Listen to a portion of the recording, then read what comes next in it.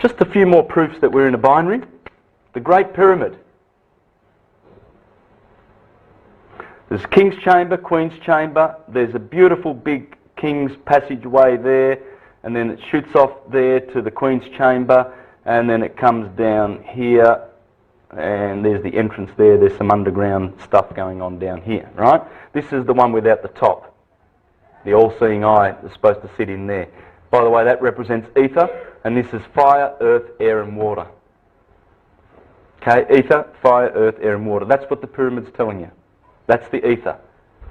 It's uncapped for a reason. Yeah, well, it has too, yes, but when it's placed back on there, you will see this thing is going to come back to life very, very soon. Even the Bible talks about it. In Isaiah it says, there will be a monument built by the Lord in the heart of Egypt, on the border of Egypt, because it is on the border. Lower Egypt was everything from where the pyramid is. There's the Nile Delta, and there's the Mediterranean. The pyramid's right there. That was Lower Egypt. This is Upper Egypt, where Thebes is down here, and Luxor, and here is Cairo, and the pyramids on the Giza Plateau. That is in the middle of the land of the Lord. It will come back to life, and we will know what it was all about very soon. Are they going to physically put a cap on that? I don't know. It is, but something's going to happen with a cap. It's going to be found, because it was stolen, it was removed, and it was. There's a lot of information about this Ben, and over the thousands of years. If you read Tony Bushby's books, he's got a book. He's a Queenslander who exposes all of this false history that we've had, and explains some of these mysteries about the pyramids. Tony Bushby, and it talks about this, how it was stolen and removed. Annuis coeptis.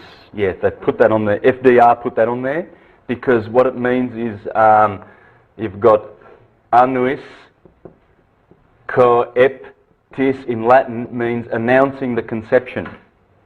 That was the year when the Freemasons and the banking system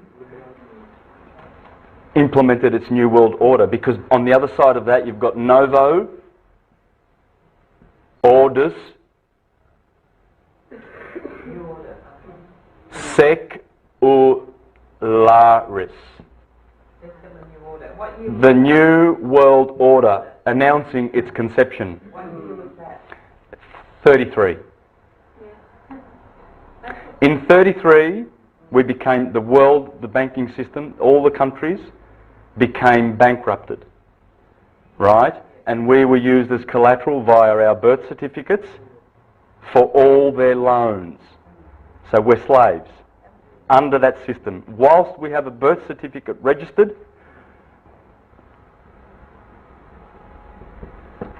Regis is a king. You have given the title to your soul to the Vatican, and the people who manage this trust. We have a trust. It's worth about $15 million. Your birth certificate's worth a lot of money.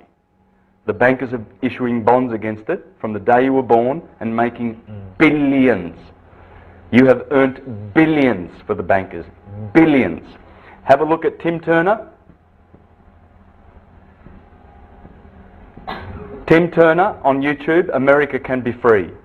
And you will learn how he is bringing down the court system in America, probably single-handedly. Big suing, big cases. We're going to catch these bastards. The private guild have been running the Vatican's trust system since the Knights Templars from about the 1500s. They have been running this system. So when you go to court, you actually front up to the priest. It's ecclesiastical. It's the Inquisition. The summons is an indulgence. You're going there to pay an indulgence. You're going there for a court hearing. Father, I have confessed. Because they're managing your account. Because you're a ward of the state. You handed in your birth certificate. Yeah. Well, we do that to our children too. I did that to my son. But now I know. But you can collapse these trusts. There's a guy called Franco Collins in Australia.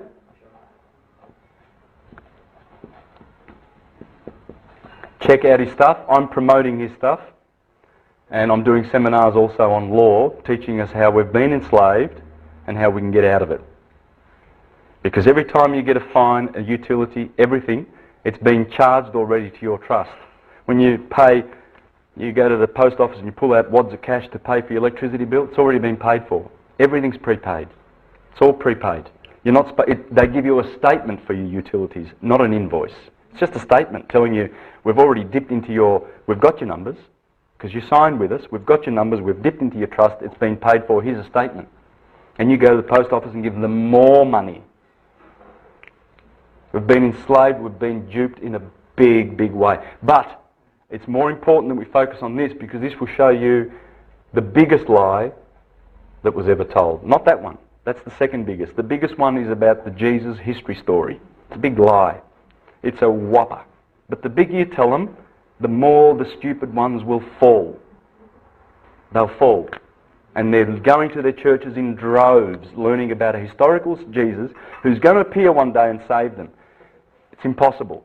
We are responsible for our own salvation through the course of love and consciousness and truth. We speak truth to one another. We verify things. We prove things. We are scientists and philosophers, lovers of wisdom. We don't go down their path. You see how people, when they get in a uniform, like a policeman, you see how they act, and they're tough, and they're over and above you, and they're going to indict you, and they're going to, and I've got tasers, and I've got guns. This is barbaric. This world is barbaric. How we've come, and we've allowed these police officers to walk our streets. They're just a corporation. Vic Roads is a corporation registered on the Securities Stock Exchange Commission in New York, to rub it in your nose. Not even in Australia. It's all of it. The Commonwealth of Australia, Vic Roads, all of these corporations are all registered in New York. They're traders. Political parties as well. Everything. Political parties, all of them. That's all it is. But this exposes them. First you get to the biggest lie, and then you deal with the second biggest lie, and all the ones thereafter. This is big exposure. There's a shaft running out there, there's a shaft there, there's a shaft there, there's a shaft there. The 4 air shafts of the pyramid, okay? This is south, this is north. These stars point to Draco in the north. Aren't 2 of those blocked? Yeah, they're all blocked. Aren't 2 of them only go out? All of them. They're all blocked. They're all blocked around here. This is the Gutenberg one where they sent that little... this is the interesting one because this points to Sirius. It always has, it always will. Because Sirius does not precess. Remember those stars that precess every 72 years? Sirius is always there. Is that the pole star? No, that's the pole star. Polaris is over in Draco. Not in Draco, but The pole star doesn't freeze. north and south.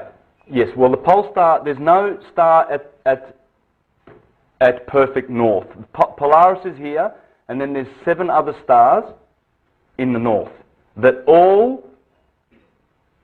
See, what happens is the North Pole... It's hard to explain, but all these 7... There are 7 stars in the very, very northern hemisphere, and Polaris is sitting closest now to true north. So Polaris is the pole star only for 2,000 years, right? Then it will go to stars like, there's a couple in there's Alpha Draco and Beta Draco, and there's a few more, but there are 7. And these, believe it or not, are more spoken of in prophecy than you would believe. You know the prophecy where it says, and the woman was holding her son to seat him on the throne, talking about Jesus and Mary, because Jesus is supposed to be ruling now for 2,000 years, the Christian age, right? Pisces? Well, it's all about this. Polaris is the sun, because Ursa Major, there are 7 constellations here, remember. One of them's Ursa Major, and the other one, which has Polaris in it, is Ursa Minor, the small bear.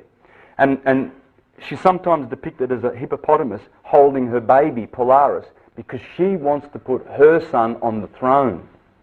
But he only gets 2,000 years. Draco, he gets 6,000 years on the throne. Draco's a bigger constellation. There they are. They're the northern stars. And Polaris right now is the closest to the north. And he always gets to sit on the throne in the age of Pisces and Aquarius. So when Aquarius comes, that's what it means that Jesus, the Son, will rule for 1,000 years. Because he's got one more 1,000 years, and then he gets knocked off by the next star. And when those stars line up to Polaris, when they actually get to go on the throne, there's certain conditions. There's the golden age when one of these constellations is on the throne. There's the iron age when the Lord Polaris gets on the throne. Try to remember that, because this is how prophecy works. It's all about the stars. And when the stars fall from heaven, it means they've fallen out of their original place. They've shifted, they've moved, because they're always monitoring this sky above. Because in the sky above, as you will see, are all the fairy tales. Our agricultural year is there. Our body is there. The man Adam in the sky is there. If you there it is.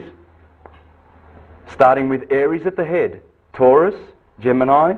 There's the twins, Gemini, the arms. Pollux and Castor, the right hand. Cancer is the chest, corresponds with the chest. Leo is the heart. Virgo is the belly. Libra is the kidneys. Scorpio is the generative organs. Sagittarius is the thighs. Capricorn, knees. Aquarius and Pisces is the feet. Now this is a big, big story.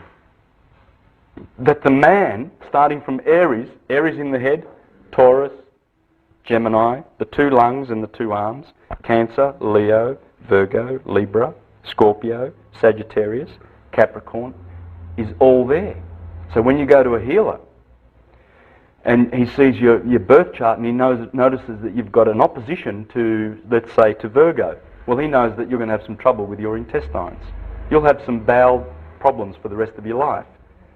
So you need to have crystals. I don't have my crystals with me today because I came plain, but I like to usually wear crystals because I have an affliction in Virgo. And I've always had intestinal or stomach discomfort because it's there. It's in your birth chart. If you get headaches, you've got an affliction to your head, to Aries. Check your birth chart. If you've got kidney problems, I do birth charts for many people, many friends, and sometimes strangers, because I like to tell them what's going on in their body. And I look at their birth chart and I see the afflictions. And the other day, I said to an Indian man, I said, you're going to have to watch your kidneys because there's an affliction there. And he looked at me and he went white. And he said, I've had severe problems with my kidneys all my life. And I said, well, it's there. There it is. That's the line going to your kidneys. You can heal yourself for free if you know this science. But Big Pharma doesn't want that. You know how much they make from cancer?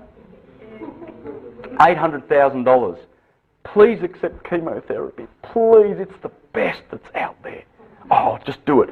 How do they get $800,000? Through your trust. Everything is charged to your trust. They're making so much money from us. That's how it happens. Alrighty, so let's get into just a couple more reasons and proofs that we're in a binary. Because we've already discussed the fact that Sirius has turned blue. This shaft here is always pointing to Sirius. It doesn't precess. He mentions it here, mentions all of the proofs that I'm going to give you. Let's go for some more proofs. January the 1st. Every January the 1st, there is an alignment. Guess what that alignment is? Sirius, the Earth and the Sun. In fact, on January the 1st, when we're out there at South Bank watching all those firecrackers and the display, what people fail to notice, if they look straight above, almost straight above, and you should do this at 1 o'clock because we have daylight saving, and normally it'd be 12 o'clock, but do it at 1, right? Next January the 1st. Just look up and you'll see Sirius. Midnight. And below your feet is the Sun. It's midnight, so the sun's below your feet, and directly above is Sirius, and in between must be the Earth, because you're standing on it. So this alignment proves that we're in a binary.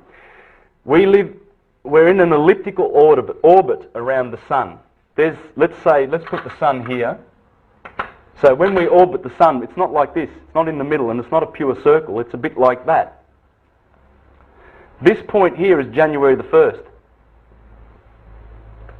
Let's just exaggerate it a little bit. That's January the 1st, guys. Interesting?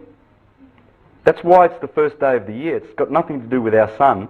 If you're going to make the first day of the year based on our solar system alone, it would have to be either December the 21st, March the 21st, June the 21st, or September the 21st. It has to be either an equinox or a solstice. It can't be January the 1st. January the 1st doesn't make sense at all. But it does when you know that this is perihelion. Apohelion is when it's over. It's when it's over here on June. Around June, July. So January the 1st is perihelion. Helion is the sun. Closest to the sun, furthest away from the sun. Right? Another expression might be, what's the other expression that's used more generally when you have the closest to,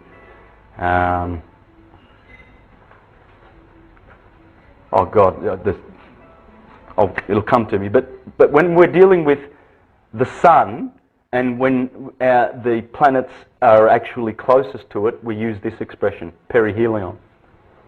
Now, what else is happening at that? I told you that it's our sun is actually lined up with Sirius. So let's put Sirius there. That's what's happening. There's our Earth. This is January the 1st every year. Notice anything interesting about that?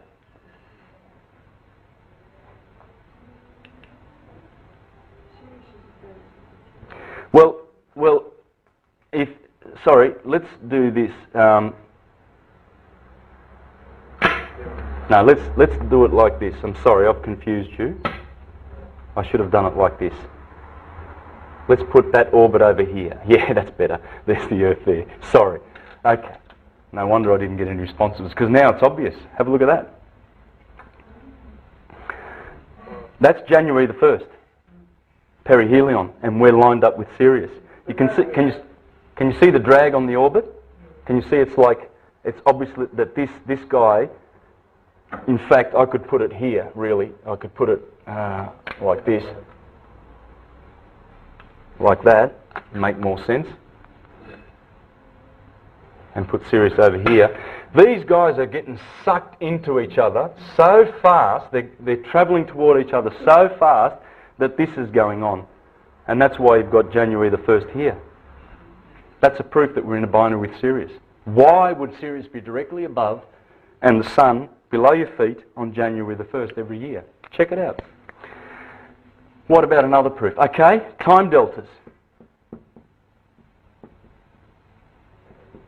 Here's another proof that we're in a binary with Sirius. Our moon goes around the Earth every 29.49 days. Our moon. But the phases are only 27 days, 0.2. So you've got 27 days for the synodic moon. 27 days for the synodic moon, so the phases of the moon, okay? And it's 29 days, 0.4, for the whoopsie, I got that the wrong way around. It's the other way around. This goes down here. All right, so every 29.5 days, we see quarter moon, full moon, quarter moon, new moon. But it only takes 27 days for the moon to go right around the Earth. So there's a delta of 2.2 days. It's a delta. A delta is like a slice in the pie. There's 2.2 days difference between the two moon cycles. This is where people get confused with the moon. And there's a few other cycles in there, but we'll just stick with these two ones now, right? The synodic and the actual sidereal orbit of the moon. Let me explain how it works. It's quite simple.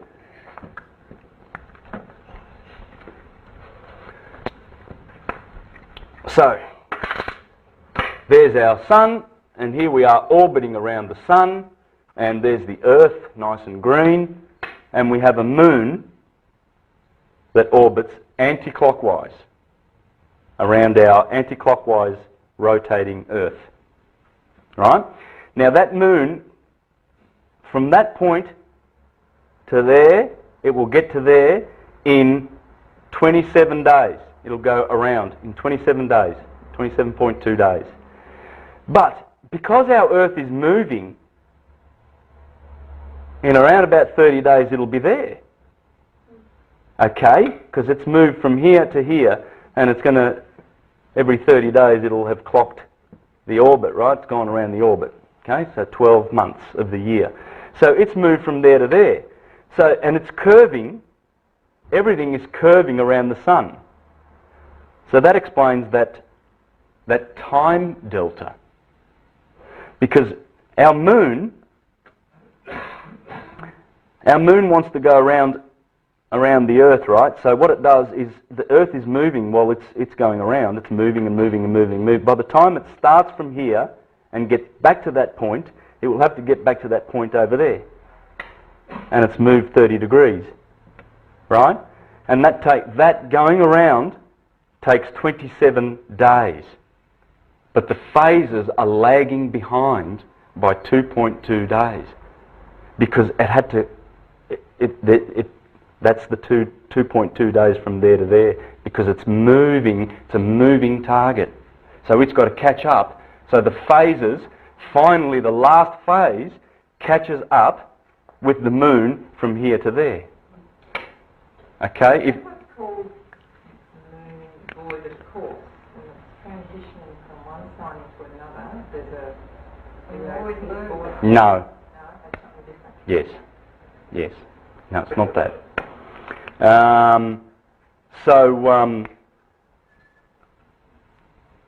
I'm using that analogy of the time delta because we're so familiar with that. We know about this. I mean, have you cleared that up in your mind before, or is it now clear now about the time delta? Did you realise that the phase and the actual orbit were 2.2 days different? There you go. You see how valuable this information is about our solar system? And when you know that, then you realise that every year we're also losing 20 minutes. We lose 20 minutes. There's a time delta of 20 minutes with respect to our sun and the Earth going around it. Just like the moon going around our Earth. The relationship between here and here, there's also a time delta. It's a little bit more difficult to explain.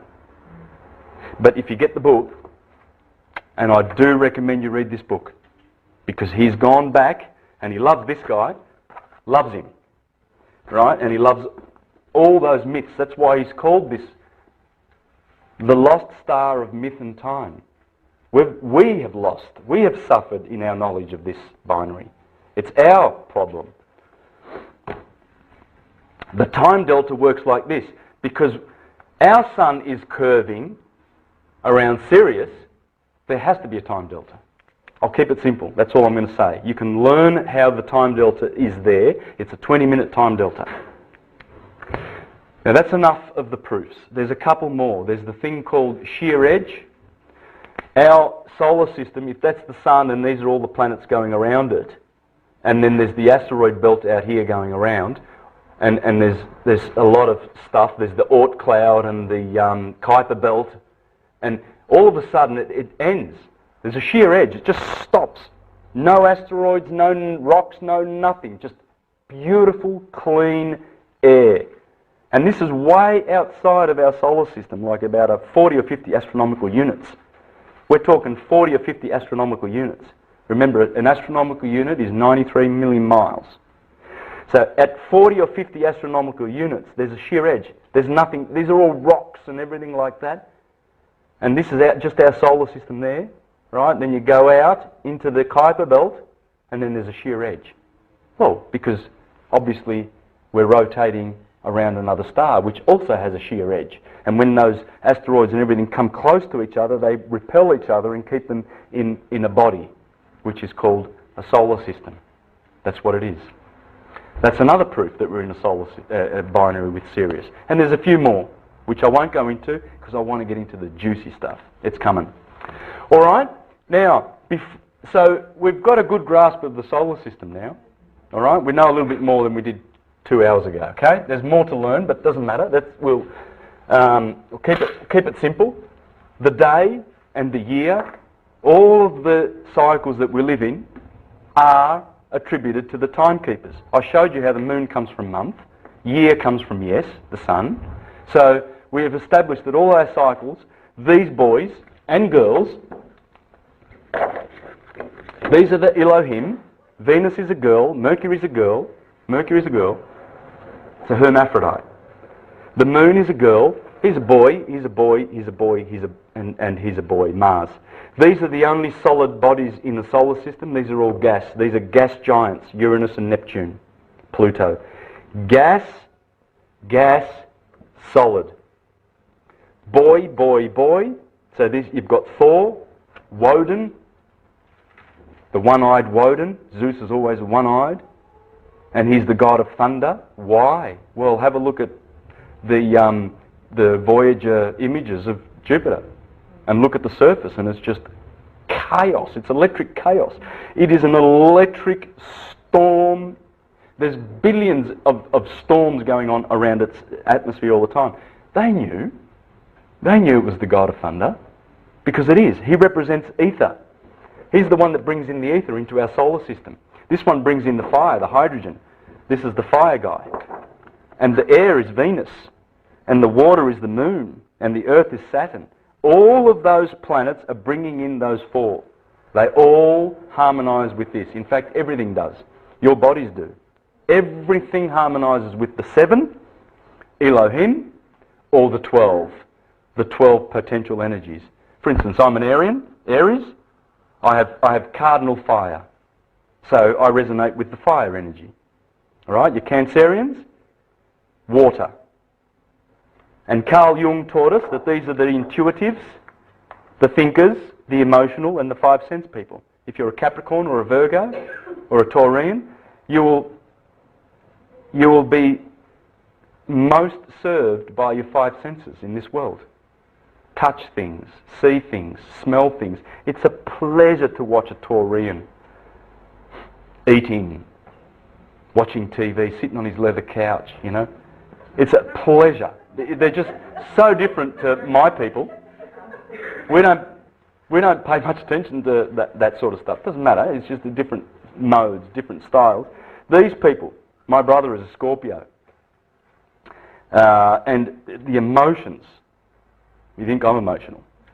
It's a pleasure to watch a Piscean, mutable water, or a Scorpio, fixed water, or Cancer with the moon, especially females, Cancerians. Their emotions, it's just beautiful. It's exquisite. That's if their emotions are balanced. If they're unbalanced, you know, your Cancerians and Scorpios, you know, they're a handful. And the air people, my son's Libran, it's busy eyes. Aquarians, busy eyes. Why? Because they're mind. These are the mind people, the spirit people. This is the sign of the man. You look at the air signs and you've got a scale with a man in it. You've got the 2 Geminis, that's 2 humans. And you've got Aquarius, the water bearer. All the others are animals. These are human. It's mind. They are great thinkers. Aquarian geniuses. Great thinkers. Librans, balanced minds. And your Geminis, 2 minds. Believe me, there's 2 minds. There are 2 minds. These guys are the intuitives. Their intuition is what gets them through.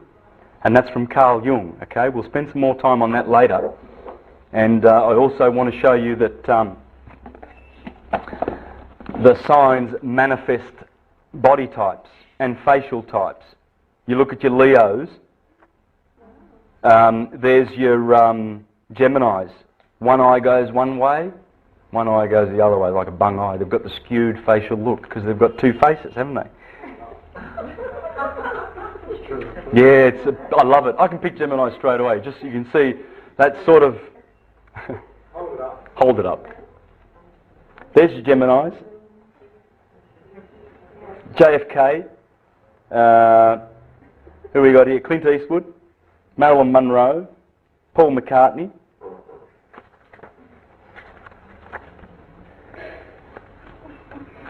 There's your Leos. Feline features. They've got the feline eyes. Or they've got the lion's mane. Big mane. You can see the features.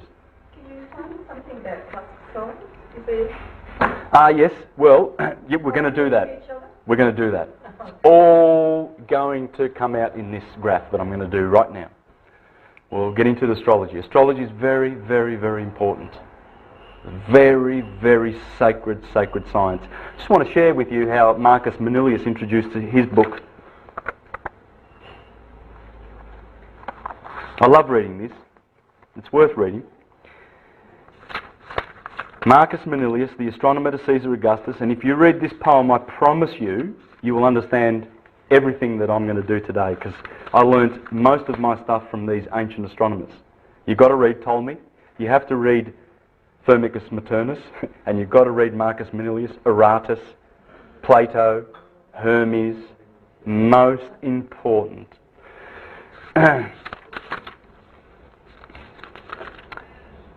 You, god of Selene, that's Mercury, Selene's the moon, are the first founder of this great and holy science.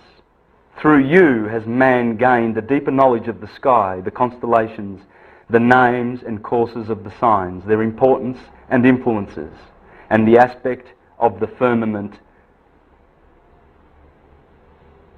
that the aspect of the firmament might be enhanced,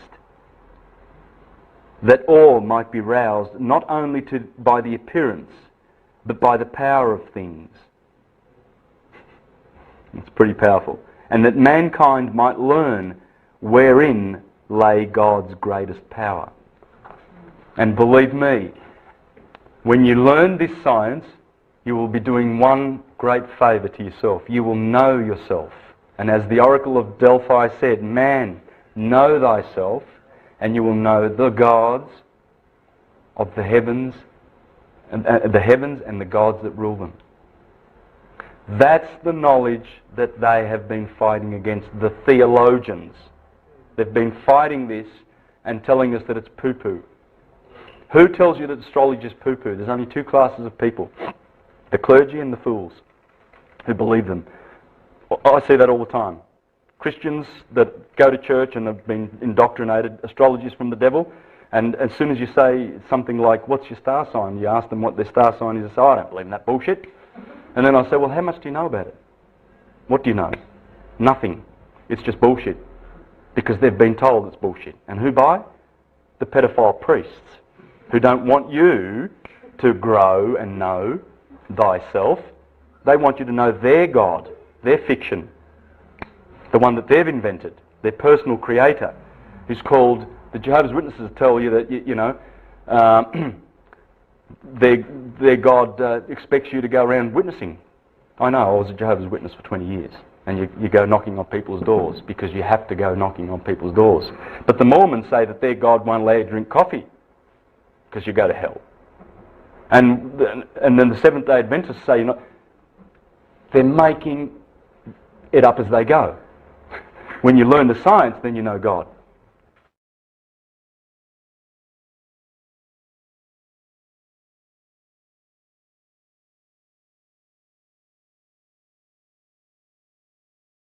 And I'm talking about the principle of electricity and magnetism here, by the way, when I say feminine. Feminine is magnetic, and masculine is electric, but it goes back and forth. So that day is powerful for that reason. It's very powerful. Just switches all your circuitry around. It's the middle of that. Well, 11 is a handover date from one of the deacons, right? In astrology, I'll just do this quickly and then we'll get stuck into it. You've got your 12 signs, right? You've got your 12 signs, but they're not in line with the months. For instance, you've got March the 21st over here for Aries, March the 21st, right? That's when Aries begins, but April starts over here, April the 1st. So that's the first decan, the first 10 days of Aries. Then from the 1st of April to the 10th, you've got the second decan of Aries. Then from the 10th to the 20th, you have the third decan. That is a handover date of the energy. The single digit numbers, this decan, the middle decan, is the one that is uncontaminated from the energy of the cusp, the neighbouring sign. Right? They're the pure ones.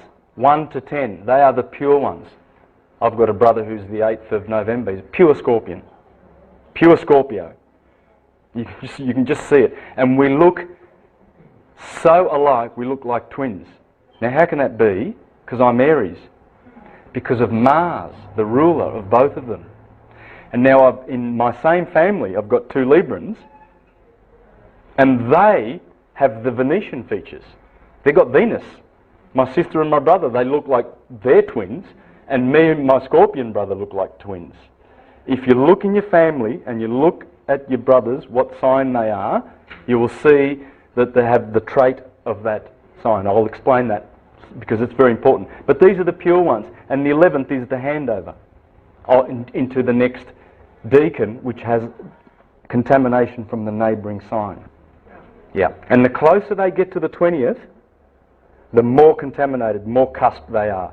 And believe you me, it's very strong numbers if you're born on 19th, 20th, 21st or 22nd. Very powerful. All right, let's go. Yes, I do. People won't understand.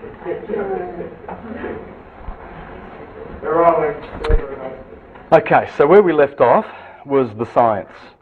We understood a little bit better the solar system, didn't we? The day, the year, and the great year. We understand them much better. Much, much better. Polarity of day and night, the enemy being the night. If you had to choose between day and night to do all your stuff, you know, write letters to your friends, grow a garden, which would you choose if you had to be stuck in either one of those? If the sun stopped, everything stopped and we just got stuck where we were, would you have day or would you have night? Yeah. Both will kill you, because if you're in the day all the time facing the sun, it'll be a desert within 30 days. And night will kill you, you'll freeze to death and you'll die. We need both of them. They're both good and they're both evil. The sun can kill you in the desert, but the sun is your source of vitality and life. Without it, you are nothing. So you see that good and evil is not really good and evil. It's in principle. It's the principle of resistance.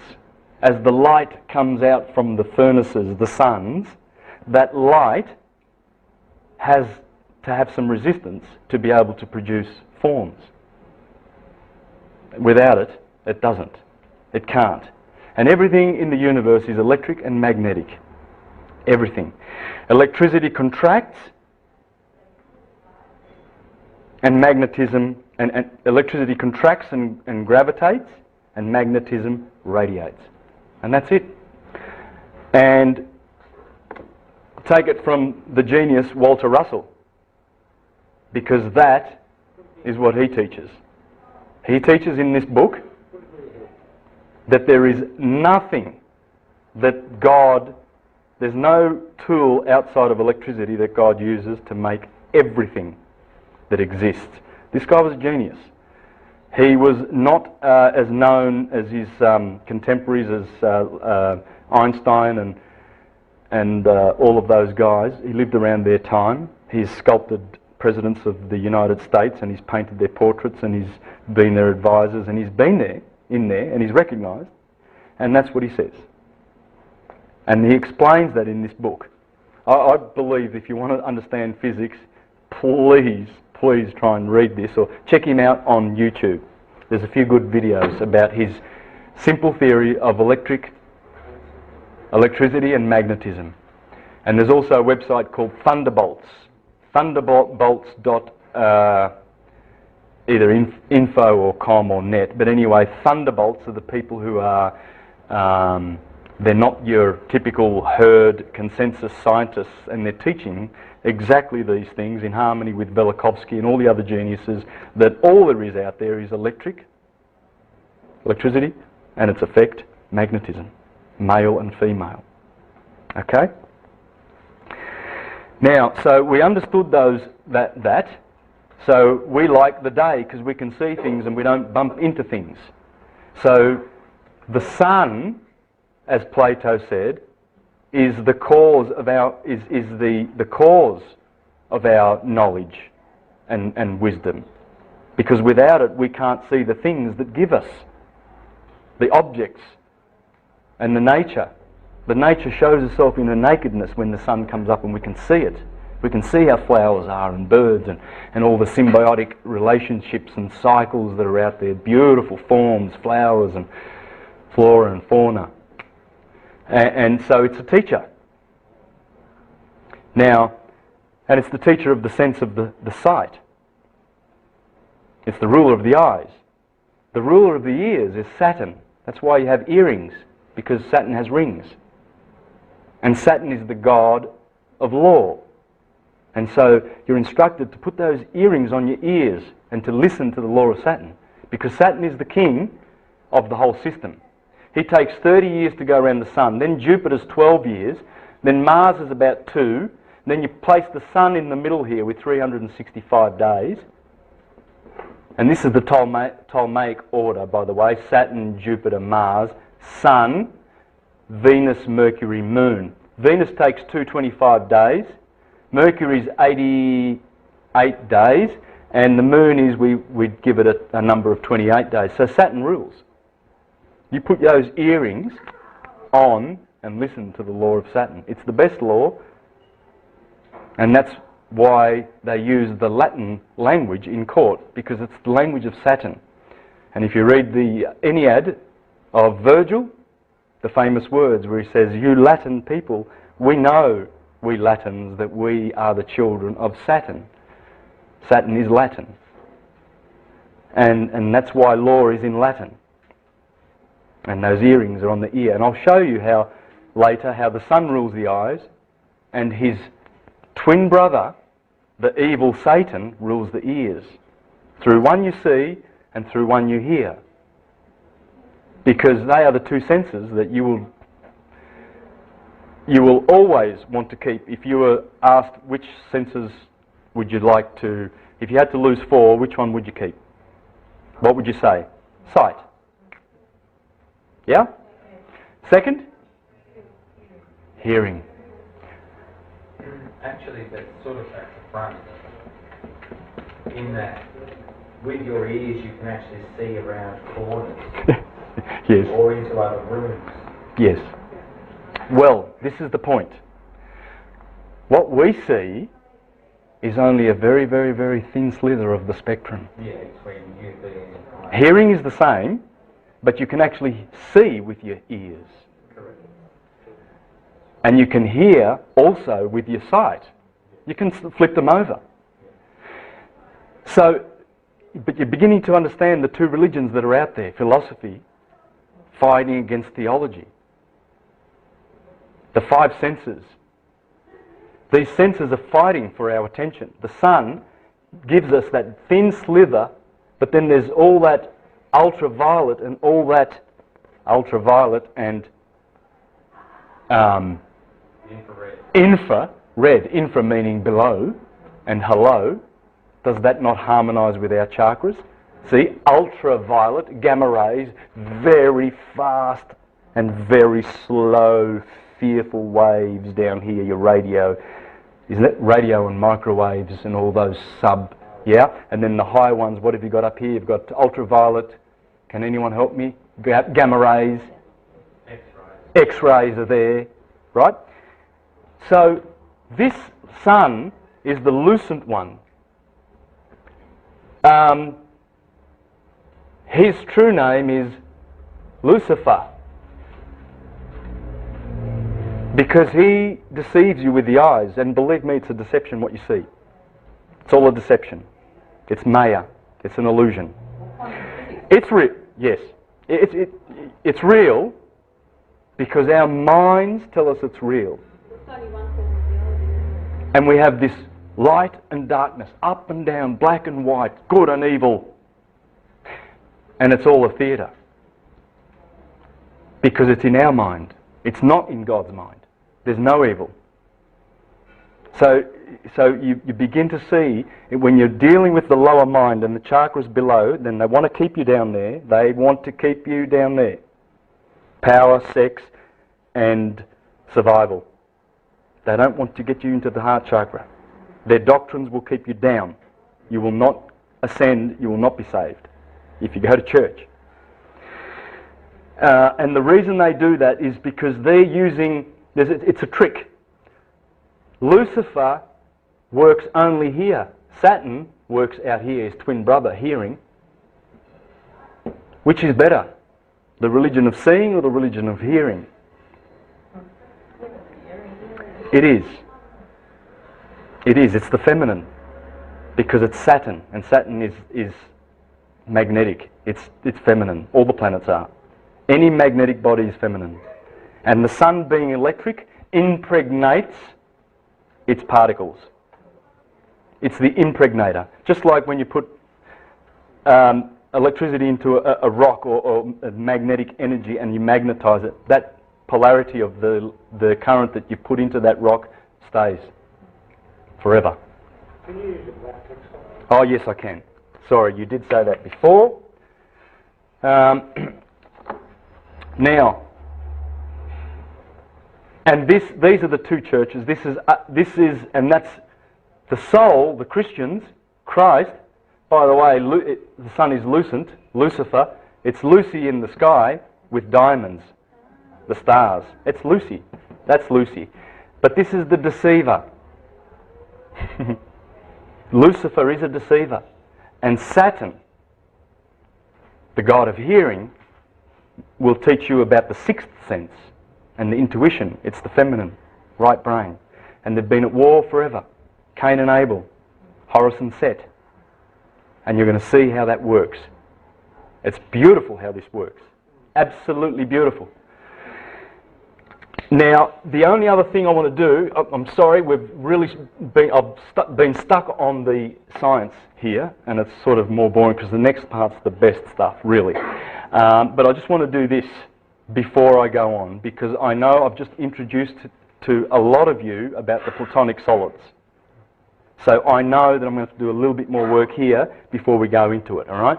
This is physics. It's not hocus pocus. This is physics. When you talk about fire, earth, well, what's your sign? Are you a fire sign? And people listening in get horrified because don't talk about this devilish stuff, astrology. This is disgusting. Don't contaminate me. It's science. It's pure science. Fire, air, earth and water correspond. I mean, I'd rather work with this than that, because this, I've put them, my niece was supposed to have a big A1 of these for me. And she failed. She rang this morning, she said, office works are closed, sorry. But she was supposed to have a big one because I knew I'd have this problem. But let me use this. There it is again. Ether. Below ether is fire, or suns. All the suns and the stars that you see. And from those stars come forth everything in the material world, using either gas, liquid or solid forms. Because that's the only thing that atoms do. Atoms are God, That's what God is. God is atum, atoms. He's not over there, you know. He's not detached and apart from the nature. Outside of it, he's not. It's all of it. That's really not correct to have male there. It should be, it's hermaphrodite. Yeah, that's big news. It's neutral. But you see it so often in Plutarch and Plotinus and all the Neoplatonic philosophers of the 2nd century that refer to it as he. It's this problem that we have from the Greek language that has 3 genders and stuff like that. But they don't teach that it is male or female, how we see it. It's the principle of electricity and magnetism. This is the 2 male and female polarities of everything in existence. Everything. Yeah, it's not sexual. No. And yet again it is, really. It's a whole, as Walter Russell says, that beautiful everything that goes on that is electromagnetic is God having sex. It's sex. Now, good on you, God. What you said about the atom before, yes. The matter in an atom, all the matter in the universe is not supercube or something, so it really doesn't matter. Yeah? Is that, you know, it's all space. It is space, yeah. As Democritus had it 2,500 years ago, and Empedocles and Pythagoras and Plato. Plato said that our solar system, Christians have been telling us, oh, we just discovered 500 years ago that the sun is in the centre of the Milky Way, of the solar system, and it's not the Earth. Well, they haven't read Julian the Emperor of the 4th century, have they? Because he was the apostate. He was the one that tried to bring the world back after, he's the nephew of Constantine the Great. 40 years after Constantine the Great, he tried to bring the world back to Christianity in 360 BC, CE. It's only 40 years after Christianity was made official and they started the bloodletting. My God, the pagans had to run for the hills and they pulled down those temples. They pulled them down. I've got a list, pages long, of all the dates, starting from when Constantine got on the seat there with Christianity. This guy, if they didn't kill him, he was in a war against the Persians. He was fighting Julian. He was in the front, and his Christian soldiers from behind shot him, killed him. In 3 years, he brought the world back to paganism, and he wrote in here that the sun is the centre of the solar system. So they don't read. It's a fib. It's their fictional theatre. They're falsifying history by making us think that we've only known the last 500 years that the sun is the centre of the Milky Way. Pythagoras and Plato said the sun is the burning altar around which all the chariots of the planets dance around. And here's Julian in his beautiful orations to the sun. Everything is to the sun. He wanted to bring us back to the sun knowledge because original Christians were called heliognostics, sun knowers. That's what an original Christian was called, a sun knower, a heliognostic. Because if you know the sun and you know the solar system, you will know the science which will teach you about you. Man, know thyself, and you'll know all its gods and its universe. Here we have Julian. He says, as for the planets, it is manifest that dancing, as it were, round the sun, their motions, you know, I'm emphasising this because how many people like to tell you that? How many priests carry that next to their Bibles when they're in church saying, hey guys, we've always known that the sun is the centre of the Milky Way, of the solar system. We've always known it. And it was only the fools, the literalist Christians, that changed it around and said, no, it's the Earth, because they didn't understand that the order of Saturn, Jupiter and Mars is the order of their orbits. So the one who has 30 years, Saturn, he's the ruler, he's the king. Right? Now back to this science. These are the 5 platonic solids. There's only 5 shapes. You can sit on a computer from now till the rest of eternity and you can try and find a shape that will touch its edges inside a sphere like the platonic solids do, which I've showed you. We'll just have a look once more again for the meditative benefits of it. There's the platonic solids. They are the only shapes that will fit inside a sphere. They are also called Pythagorean solids. And that is what all those atoms are doing. All of these atoms. All of them. They will either carbon, that'll be carbon. Carbon will have 6, will be a cube. And how do I know? What's the atomic number of carbon? 6. 6, 6. 6 electrons, 6 neutrons and 6 protons. The mark of the man, the mark of the man, 666. If you flat pack a hex, and we are a carbon creature, you get a cross. The shape of every cathedral and Egyptian temple. You go down to Flinders Street and have a look at St. Paul's. Have a look at St. Patrick's. Have a look at St. Patrick's in the Catholic cathedral. Same shape as this. That's the hex. Chinese kanji. Japanese kanji for earth.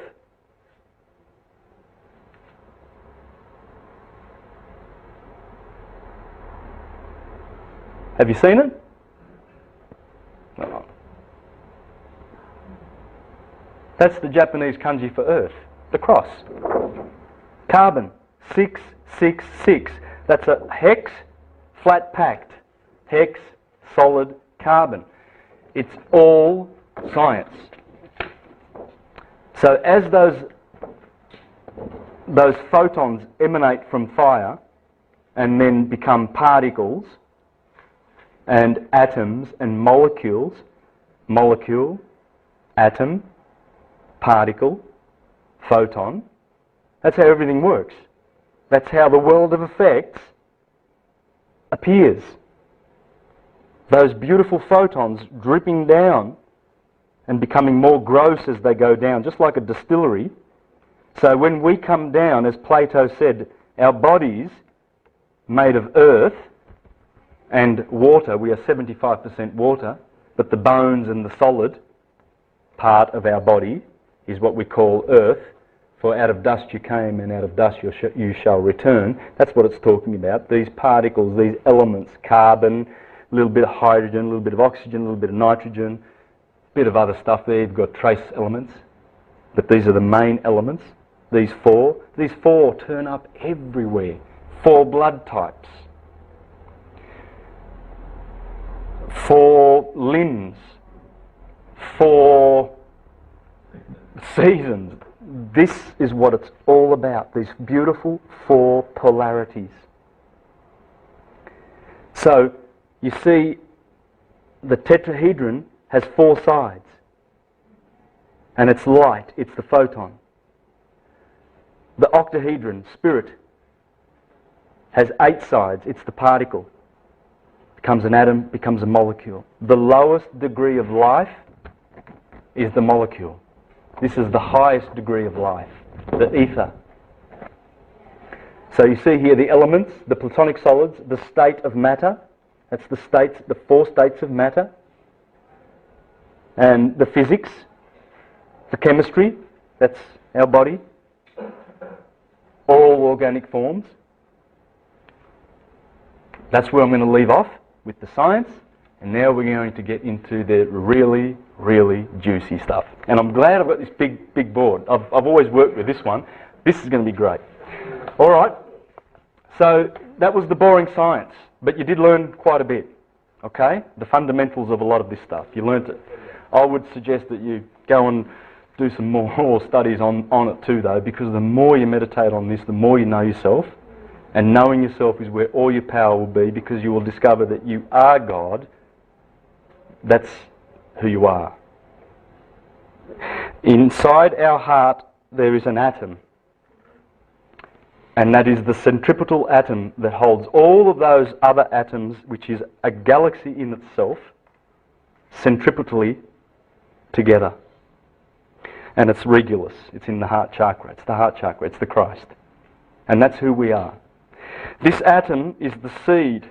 We are the seed. We are in the middle kingdom. Here is the ether, and here is the molecule and the mineral, which goes up to the plant kingdom, then the animal kingdom, then the man. Man is in the middle. He's at the equator. And that's what they said. He's in the middle kingdom. And if you make it to this kingdom, and you're an animal, and you look down, you can see animals that are coming through like dogs. Have you seen how many? Have you got a pet dog or a cat? How smart they are and how intelligent, and they want to be like us. My dog just wants to be a human. She's amazing, amazing, because they're looking up, and we are gods to them, and these are gods to these, and these are gods. The mineral is the lowest, the mineral kingdom, the four kingdoms. We're in the middle. This is a seed of a star, and the star is up here. The stars, you go through the astral, you go through the astral, then you get to the causal world. From the astral world to the how did the Hindus call it? But anyway, our 7 chakras are in here. Our 7 chakras are in here. Then there are chakras above, and they are. This is hopefully how our soul, when we lose our bodies, our molecules, because that's what it is. Plato said that the earth is the body that we have is called a soma, and the tomb that we go to is the sema. And he said it's the same word. We come from a womb and we go to a tomb. Same word. And that's why we have a tombstone, because it looks like the womb of your mother, memorialising the fact that your spirit now has gone back and you don't have a bodily form anymore, and there's the womb on the tomb. And he said it's the same word.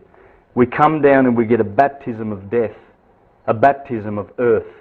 So as a Christian we get baptised with water, because water is the universal solvent. It cleanses the defilement of the earth. Then, as John the Baptist said, the one coming after me will baptise with spirit and fire. Because we have to be baptised with spirit, because spirit cleanses the water, and this purges everything. This is the sun. We have to go through the sun. We have to go through the moon, Mercury, Venus, Sun, Mars, Jupiter, Saturn, in order to get back to the cause.